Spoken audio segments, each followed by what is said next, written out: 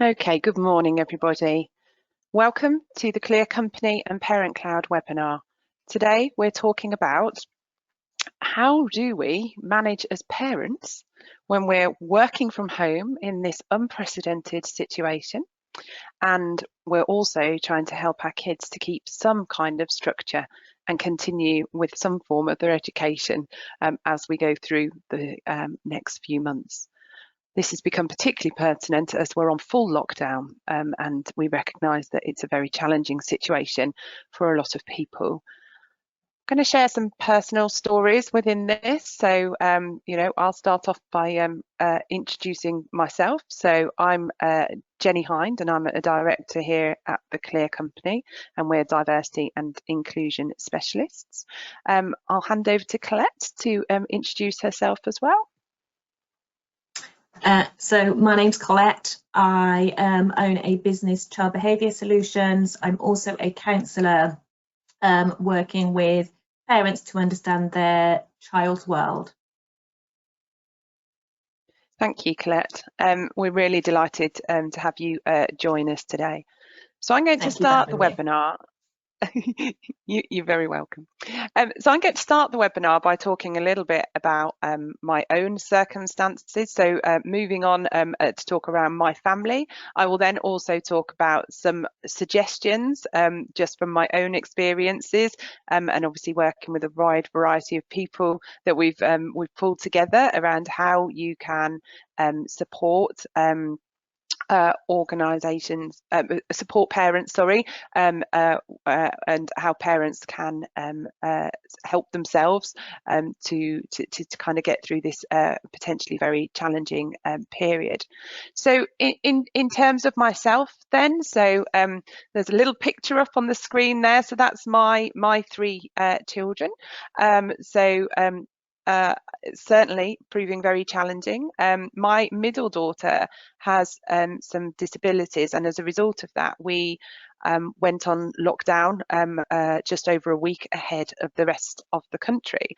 So I'm already kind of on day 8 of having the 3 children at home, whilst also obviously trying to manage an incredibly busy job, because like every business in the world, we've been looking at our business continuity, working with our amazing clients to make sure that we can continue to support them, and also supporting our own teams as well. So just kind of coming at us from all angles, and I know that everybody else will be in a similar situation.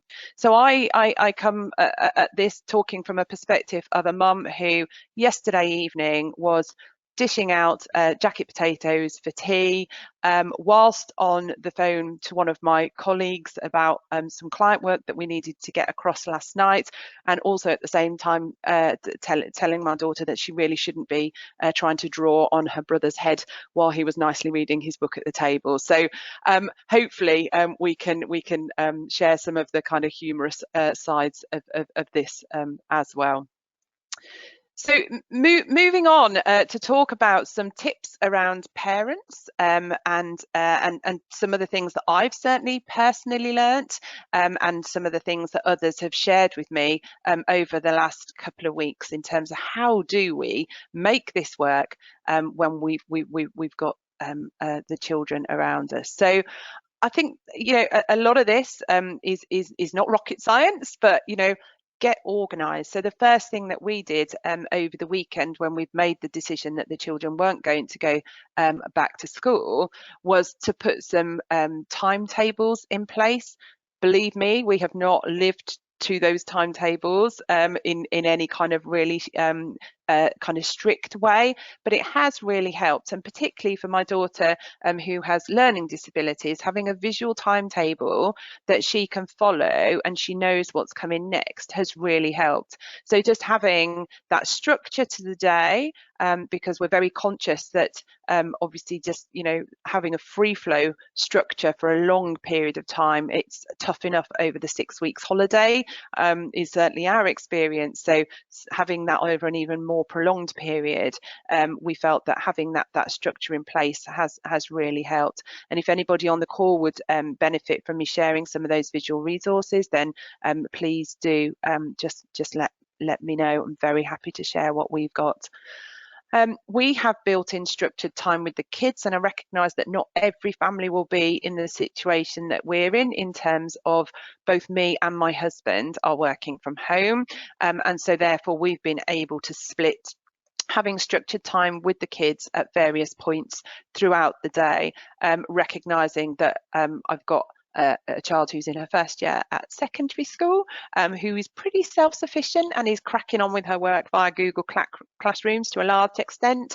I've also then got my daughter who has disabilities, and that's obviously a very different curriculum for her anyway, much more a sensory curriculum for her, and her anxiety levels around the change have been quite challenging.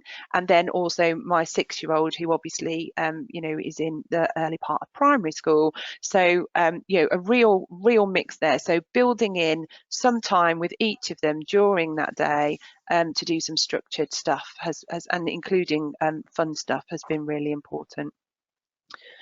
I hope that as parents you have had access to resources from schools. Certainly all 3 of the schools that my children attend have provided us with resources, and that has proven quite valuable. I'll be totally honest, we have not had the time or headspace within this to look through it all in huge detail, but what we have been able to do is kind of just pick up the next worksheet and work that through, and help the children to kind of continue so that it feels familiar for them. There are huge amounts of online resources out there, and if you've had anything like the experience that I've had in terms of people sharing incredible resources for free, the one that we particularly have found very helpful is one called Twinkle. Again, I'm more than happy to share that link, but they very generously made access to their site free for all parents and teachers during this unprecedented period. So just using some of those, and for us, we've certainly found that doing some paper-based stuff and then getting the kids to do some stuff online, although we've had to share the Wi-Fi because I'm sure everybody's having the same challenges when everybody's trying to do stuff online, but that blend of paper versus online stuff has really worked for 2 of my 3 children. Wherever possible, we've tried to maintain that social interaction remotely. Much easier with the older one, who is at the stage where she's got her own phone, so she's been doing WhatsApp calls and things with her friends, and that's been great for her, and she's kind of got a regular slot that she speaks to her school friends during the day, and believe it or not, I have heard them speaking about homework, so that's been really positive. Slightly trickier, I think, for the younger children, and certainly for my daughter with learning disabilities, but we have been FaceTiming other families and trying to again just build in some of that social contact so that they can continue to have that, because what happens in our experience if you don't do that is that they spend so much time with each other and not having that outside contact that they become really frustrated with each other as well, so which is inevitable, but challenging to manage. So that's kind of like how we've kind of been trying to manage the kids whilst still getting lots of work. So from a work perspective, I just be really honest with your boss, with the rest of your team about your circumstances.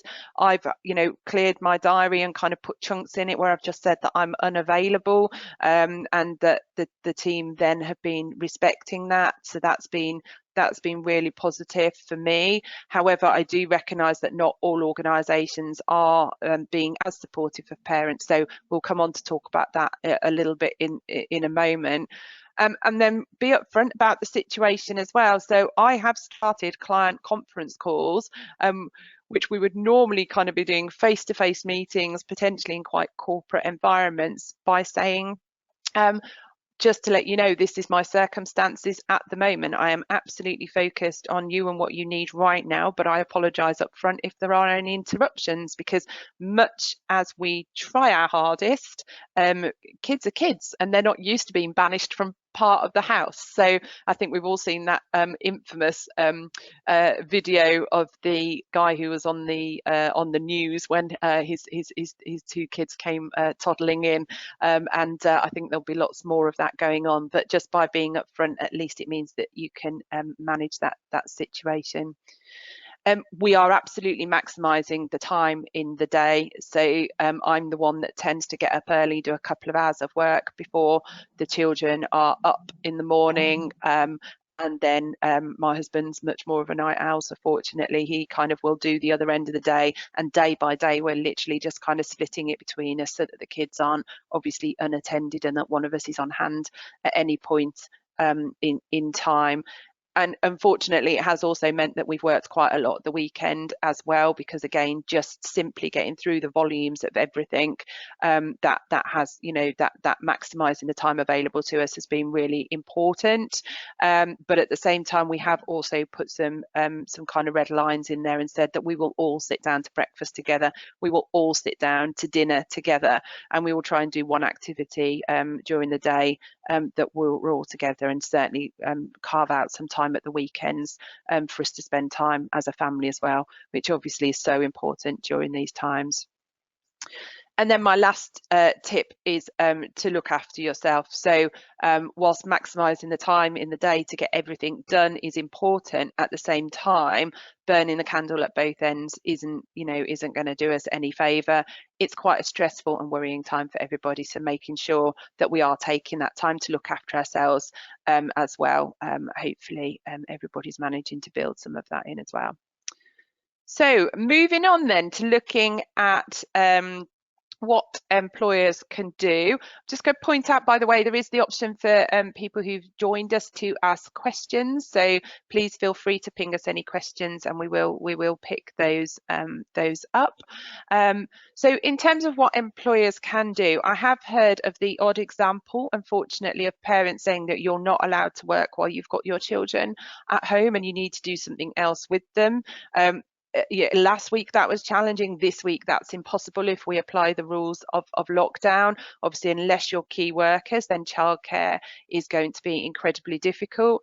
And if, like me, you use grandparents as well to support with having the children while you're working, then again, you know, that my parents are certainly of an age bracket where they are self-isolating and we're not currently having contact with them. So we are in this together, and we have to make it work. So if anybody is having any particular challenges with employers not being supportive, then I'm very happy to have that conversation on a one-to-one basis. But as employers as well, so I know that many of us will sit in the parent bracket, but we will also be managing teams and possibly in HR functions who are supporting managers in this situation. I think the first thing is to be understanding, is just to have the conversations up front to understand what are people's circumstances, how are they managing. For people, you know, for example, you know, I've spoken to people who are in a small flat where they've got toddlers and two people trying to work from home, and we've just got to be understanding and realistic around what is feasible. Being flexible.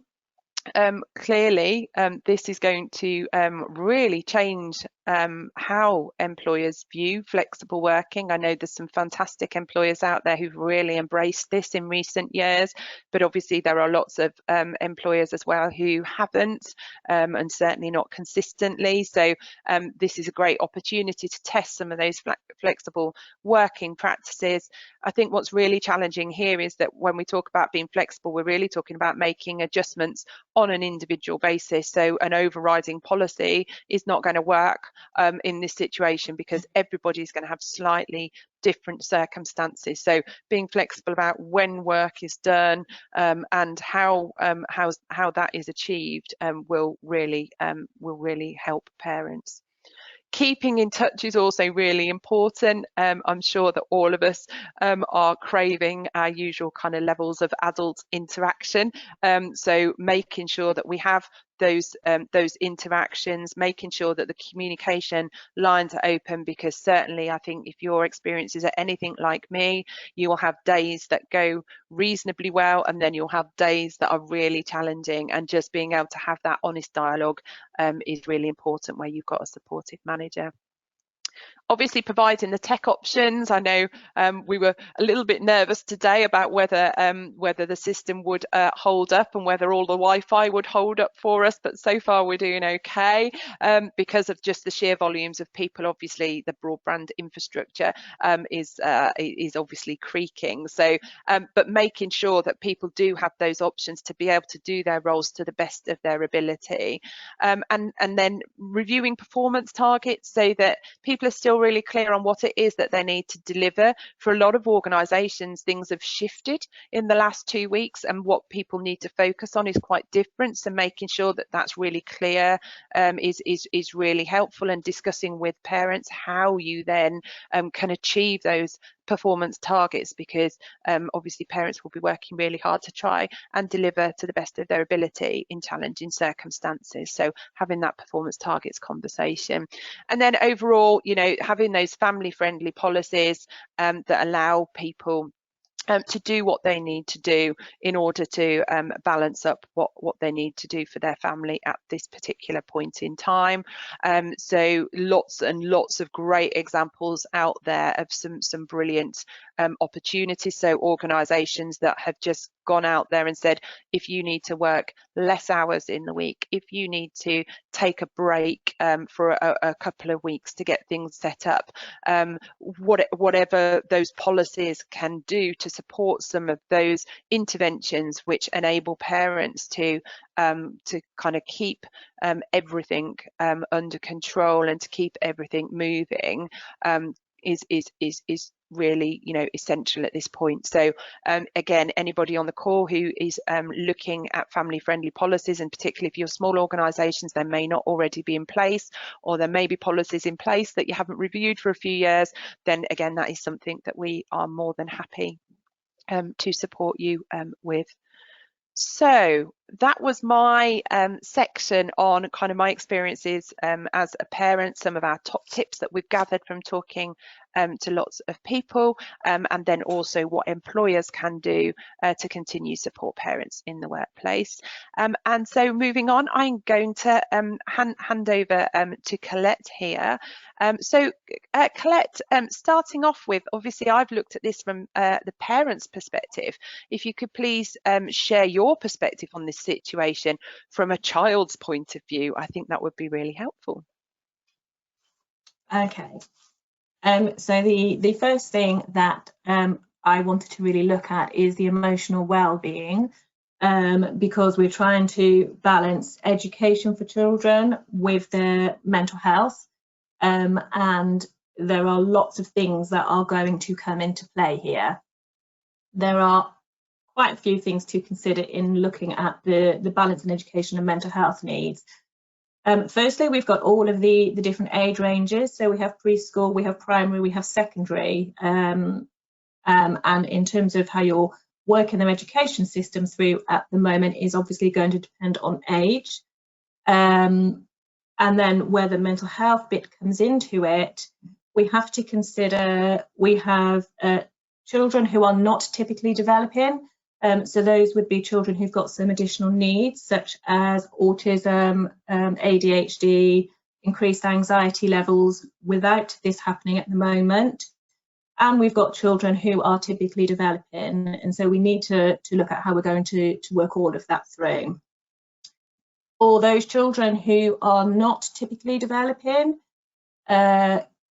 key for those children potentially is going to be some structure and routine. So what we know is they heavily rely on structure and routine to keep their levels, their anxiety levels, as low as possible.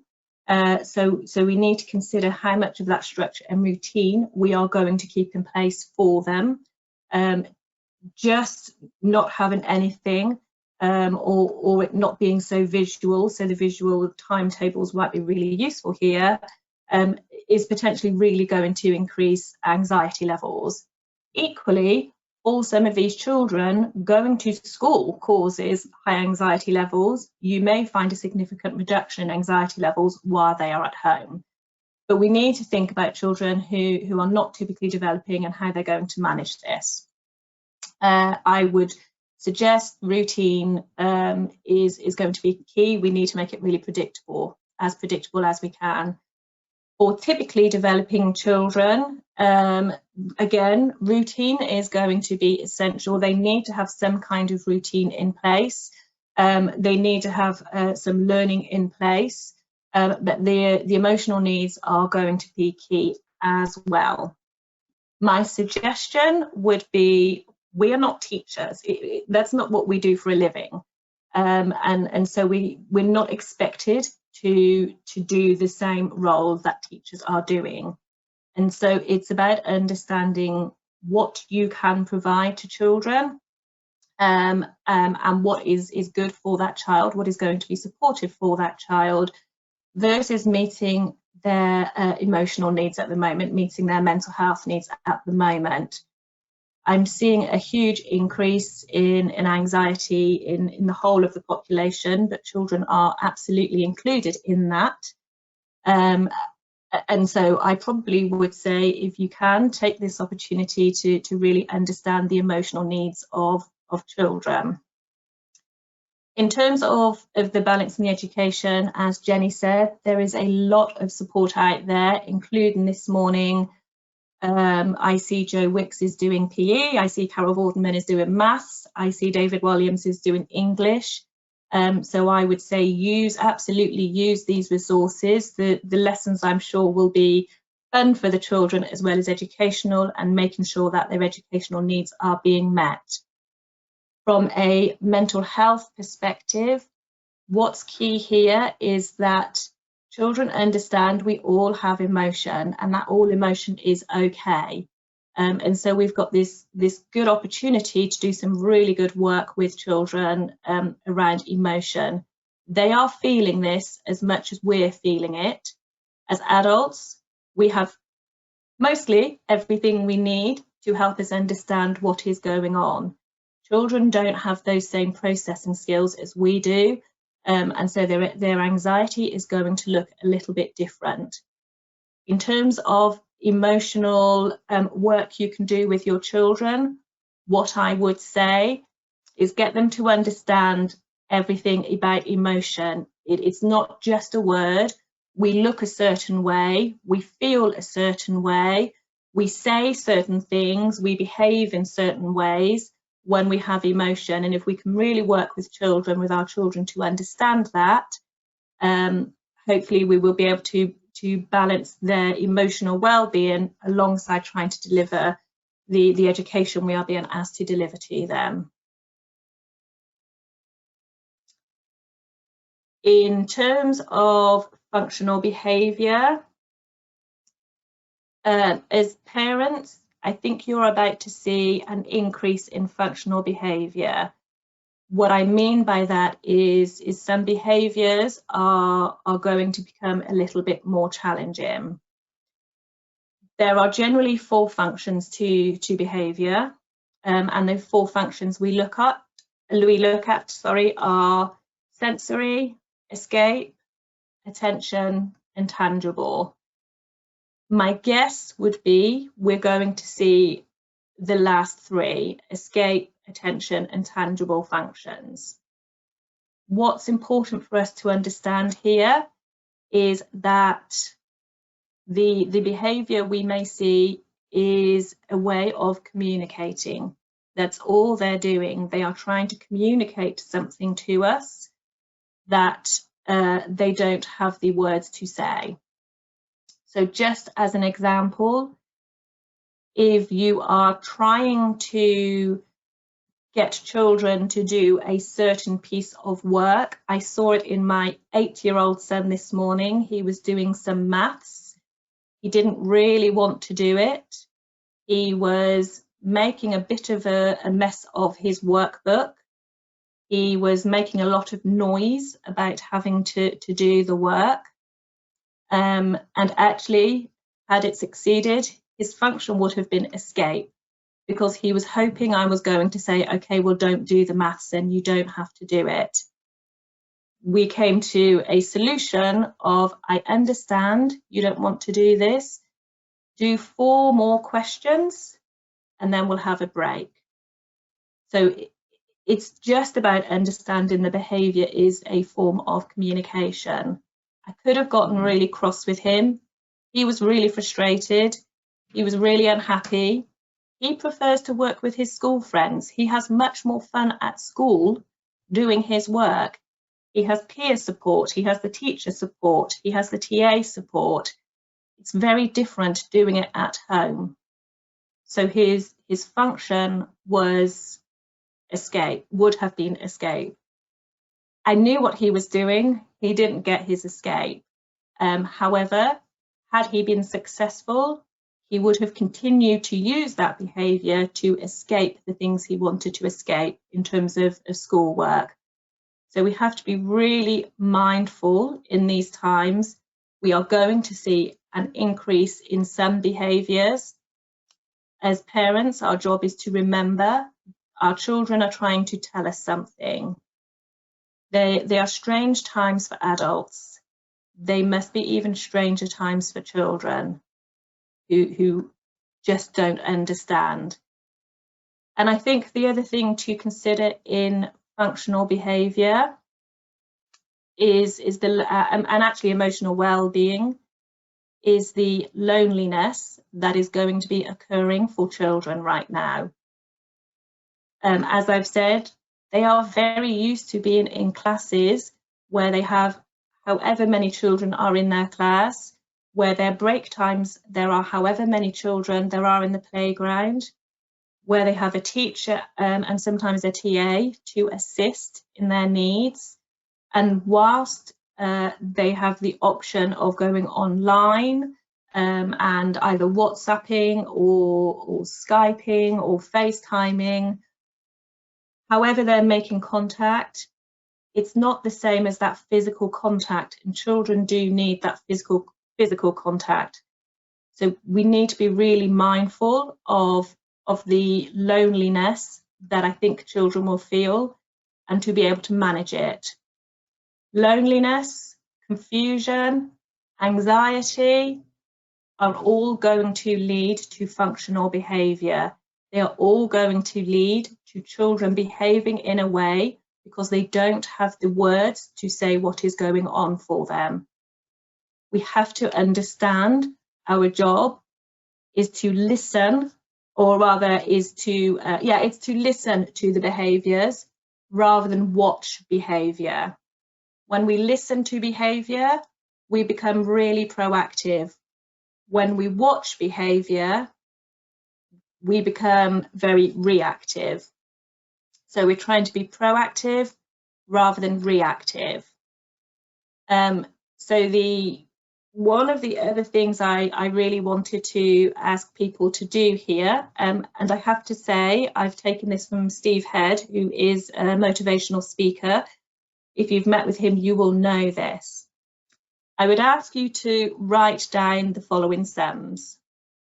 1 times 1 equals 1. 2 times 2 equals 4. 3 times 3 equals 9. 4 times 4 equals 15.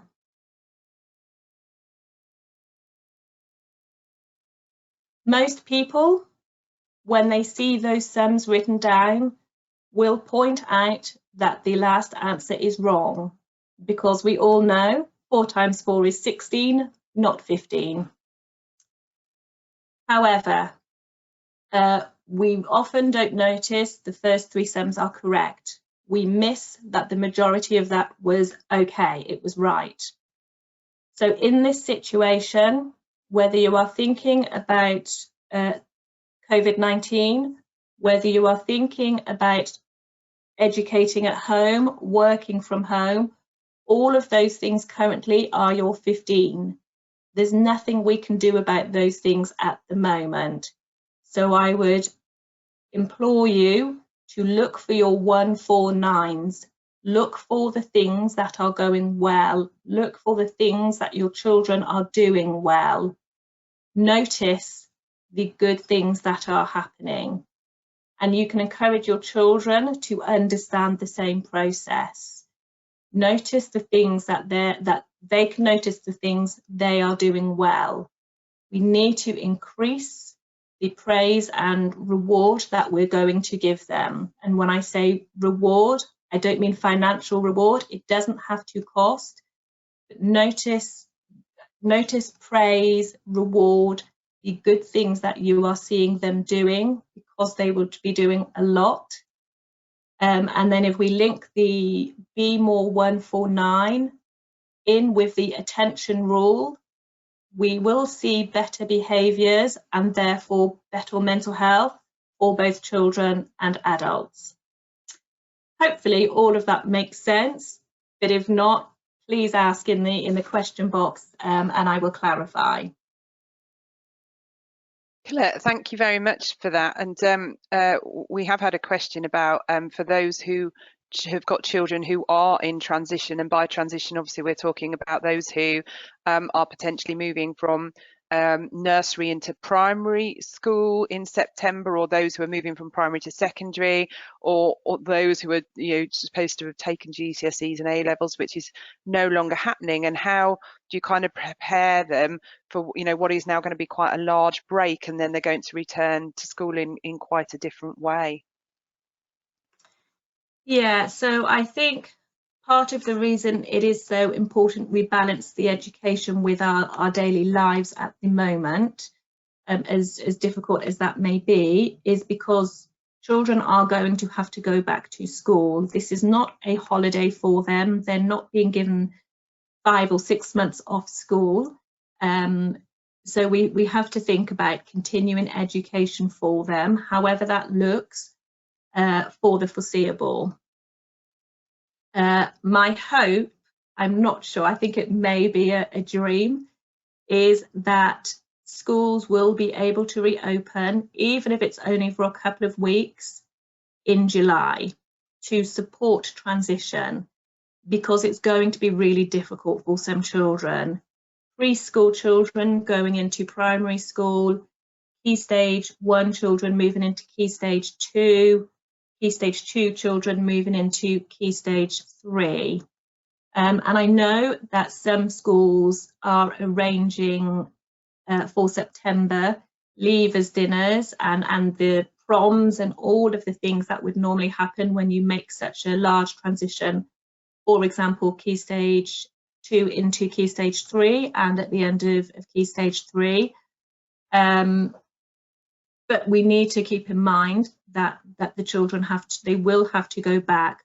So to support transition, I would be saying absolutely put all of the educational stuff into place that you can do. That's really important. And then the next things I would say are plan for the return to school. Depending on the age of the child, older children will manage better with it. They will understand the process better. Younger children may really struggle with this. And especially preschool children, Key Stage 1 children, and some Key Stage 2 children, I think we're going to see an increase in separation anxiety occurring as they return to schools. So we need to plan for that return. For younger children, I would be recommending that we use either visual stories or social stories. And within a social story, you would use your child as the key character to explain that one day they will be going back to school.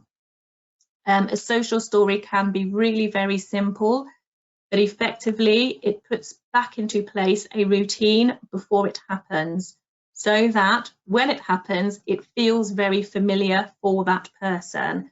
They will be quite used to it. So I would say have a think about introducing either a visual or a social story when we know schools are going back. So maybe 3 or so weeks before school goes back, you would need to read that social story very regularly. It's not a one-off. for it to feel familiar for your child, it needs to be happening regularly.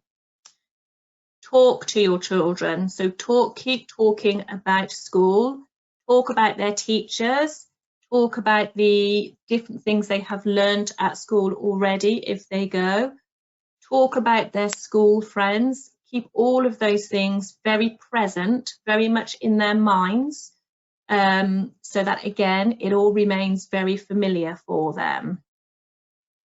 We need to be ready for an increase in emotional well-being. We need to be ready for an increase in separation anxiety.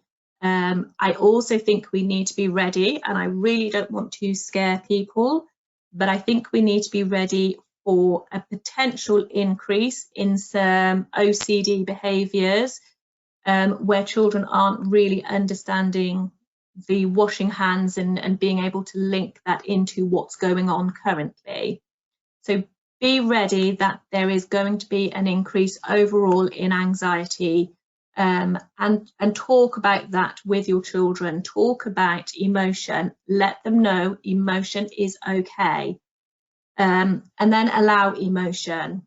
So we have to allow all emotion. All emotion is okay. It's sometimes not okay how it shows itself. So for example, if someone's angry and they're hitting, that's not okay. But actually the children need to know it's okay for them to feel angry about something. We all do. We all feel those emotions. So I think in terms of planning to go back to school, just those things I've said, keep some form of education going. Keep some, so even the holidays, I would say when we have holiday breaks within the school, keep with those. So Easter holidays, May half term, keep with those things. Use social stories if they're useful, if they're necessary. Talk about school on a fairly regular basis to remind them. Be ready for, as a parent, be ready for increases in some mental health concerns to show themselves, and allow emotion, allow all emotion. Emotion will lead to, allowing emotion will lead to better self-regulation, which will lead to better talking about what's going on. Colette, that's really great advice. Thank you so much for that. We've got another question here saying, do you have any advice for parents who are trying to homeschool one child while also entertain a much younger child at the same time? Someone struggling with their 3-year-old wanting a lot of attention. So any tips on multitasking the two would be much appreciated. Yeah, so for the 3-year-old in that situation, especially if they weren't at preschool, if they weren't, maybe they were attending a nursery but spending some time with parents too, this situation is going to be really confusing, and them demanding attention is them saying, I'm a little bit confused, I don't understand this situation, I don't understand what's going on. If we think about functional behaviour, the 3-year-old is I guess doing the attention. That's what they're doing. They're saying, I don't know what's understanding, so give me lots of attention. What I would say is it will be about the parent being as clear and boundaried as possible without neglecting the 3-year-old. So there's no reason why a 3-year-old can't understand, as long as everybody follows the same path, that mummy or daddy is busy for maybe 10-15 minutes, so maybe chunking down some of the education time with the older children. Mummy or daddy is busy for 10 or 15 minutes with this child. The 3-year-old needs to find something else to entertain themselves, and we would never normally say screen time, but if it's screen time, then it is screen time. And then as soon as you have done the little bit of work with the one who's being educated, the 3-year-old is going to need about 10 minutes of your full-on attention just to make them feel settled again. So there is no easy answer. It is about understanding the 3-year-old is doing some functional behaviour here, but I would chunk down the educational element with the school age child. So maybe you'll focus in there for 10 to 15 minutes and then go back to the 3-year-old to make them feel safe again. They're wanting to feel safe in this situation. With all children, I'd absolutely be recommending at least 10 minutes of child-led play every day. With older children, I'd be saying 10 minutes of child-led conversation every day. So for at least 10 minutes, they get your full-on attention in their world. When we do that for children, when we then ask for a bit of time ourselves, they are more likely to give it to us. Is that helpful? That was really helpful, Colette. Thank you so much. I think you've shared some really incredible stuff there, and you know, certainly being honest, my kids are having more screen time than they would normally have at the moment, but that is making life more manageable, and that, you know, that's what it's about. It's all about balance. And then touching on the social stories that you talked about there as well, that's something that we use a lot of in our house, particularly with my daughter that has disabilities. What we've found is that using actual pictures really helps. So we've had pictures from the school sent through of her teacher, of her classroom, of the school outdoor area, and we've got that up on the wall so that we're kind of keeping that familiar environment with her, kind of visually. So that's, yeah, I think you've shared some fantastic information there. Very much appreciate that. And I'm conscious that we are at the end of our webinar. That absolutely flew by. So a couple of people have asked whether we will share a copy of the presentation, which of course we're more than happy to share these slides, and we will make sure that you get a copy of that. And a couple of people have reached out and asked for some of the resources that I mentioned earlier on as well, which I will certainly make sure that I share. So hopefully you found that to be useful. Both myself and Colette are obviously happy to take any individual queries or just to have a chat if you find that it's becoming a little bit overwhelming, because we're all kind of battling our way through this, and for most people, you know, this is week 1. So go easy on yourselves, take care of yourselves, and all that remains is to wish you all the very best of luck. Thank you for joining.